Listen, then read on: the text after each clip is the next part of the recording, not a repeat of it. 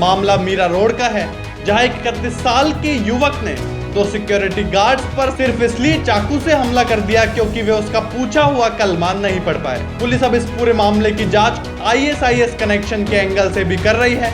आखिर क्या हुआ उस रात, आरोपी कौन है, उसकी सोच कैसे इतनी हिंसक हो गई और क्या यह सिर्फ एक घटना है या इसके पीछे कोई गहरी विचारधारा काम कर रही है। आइए समझते हैं पूरा मामला। पहलगाम आतंकी हमले हुए अभी 1 साल ही बीता है और देश उस खौफ से अभी पूरी तरह उभर भी नहीं पाया था कि मुंबई से एक और चौंकाने वाली घटना सामने आई है।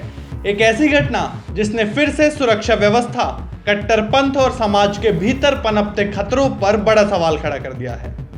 मामला मीरा रोड का है, जहां एक 31 साल के युवक ने 2 सिक्योरिटी गार्ड्स पर सिर्फ इसलिए चाकू से हमला कर दिया क्योंकि वे उसका पूछा हुआ कलमा नहीं पढ़ पाए। पुलिस अब इस पूरे मामले की जांच ISIS कनेक्शन के एंगल से भी कर रही है।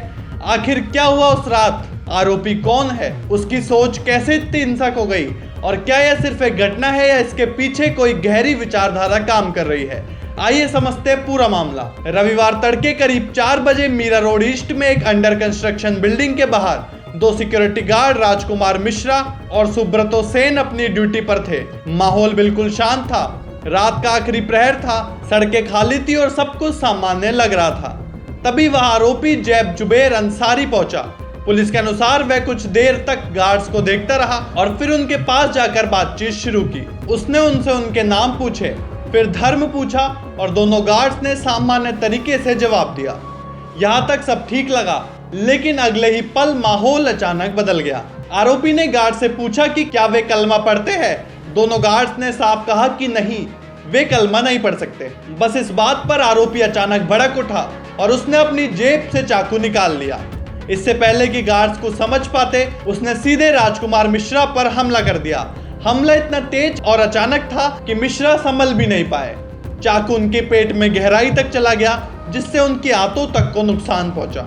यह दृश्य देखकर सुब्रतो सेन घबरा गए। उन्होंने आरोपी को रोकने की कोशिश की, लेकिन तभी आरोपी ने उनकी तरफ भी चाकू घुमाया और उनकी पीठ में चोट कर दी। सुब्रतो किसी तरह भागकर सिक्योरिटी केबिन में छिप गए। वहीं से पुलिस को कॉल किया और इसके बाद आरोपी वहां से फरार हो गया। पुलिस को जैसे ही कॉल मिला, टीम तुरंत मौके पर पहुंची और घायलों को वॉकहार्ट अस्पताल में भर्ती करवाया। दोनों का इलाज जारी है और फिलहाल दोनों की हालत स्थिर बताई जा रही है। लेकिन इस हमले के बाद पुलिस ने तेजी दिखाई और आसपास के CCTV फुटेज को खंगालना शुरू किया।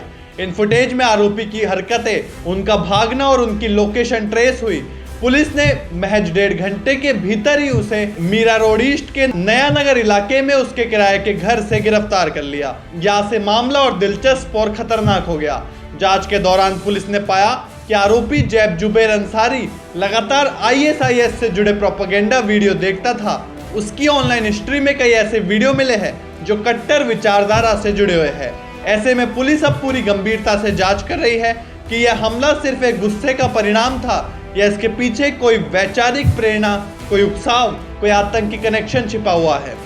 अभी इस बारे में कोई अंतिम बयान नहीं दिया गया है, लेकिन जांच अधिकारी से रेडिकलाइजेशन की संभावना से इनकार नहीं कर रहे। सूत्रों के मुताबिक आरोपी 2019 तक अमेरिका में पढ़ाई कर रहा था और फिर भारत लौटा है। वह मीरा रोड में अकेले किराए पर रहता था। दिलचस्प बात यह भी सामने आई है कि कुछ ही दिनों पहले उसके मकान मालिक ने उसे 5 महीने तक खाली करने के लिए कहा था। इसके अलावा वह कुछ महीनों पहले तक एक कोचिंग सेंटर में टीचर था, जहां वह बच्चों को केमिस्ट्री और मैथ्स पढ़ाता था। यानी एक पढ़ा लिखा समझदार दिखने वाला व्यक्ति अचानक किस स्तर की हिंसा पर उतर आया। यह बात अपने आप में कई सवाल खड़े करती है। क्या वह धीरे धीरे कट्टरपंथ की ओर झुक रहा था? क्या उसकी ऑनलाइन गतिविधि ने उसके विचारों को प्रभावित किया? क्या वो किसी ऐसे ग्रुप से संपर्क में था जो उसकी मानसिकता बदल रहा था, या फिर वह पूरी तरह अकेले लिया गया कदम है? पुलिस इसे हर एंगल से जांच रही है। उसके phone, laptop, social media account, संपर्कों और हाल के व्यवहार की जांच की जा रही है।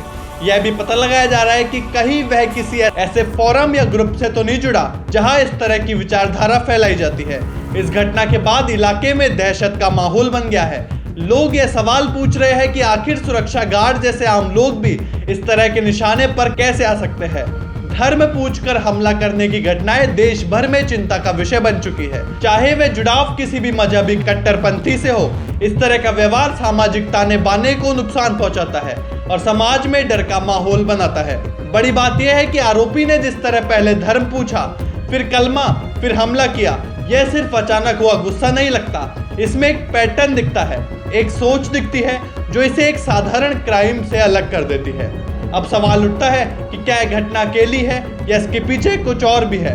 पुलिस अभी इस मामले को बेहद गंभीरता से देख रही है, क्योंकि अगर किसी तरह का रेडिकलाइजेशन या आतंकी विचारधारा का प्रभाव पाया जाता है तो यह सिर्फ एक हमला नहीं बल्कि एक चेतावनी है कि कट्टरपंथ हमारे समाज में धीरे धीरे फैल सकता है और कोई भी इसका शिकार बन सकता है। फिलहाल दोनों घायल गार्ड्स अस्पताल में है, उनकी हालत स्थिर है और पुलिस की जांच जारी है।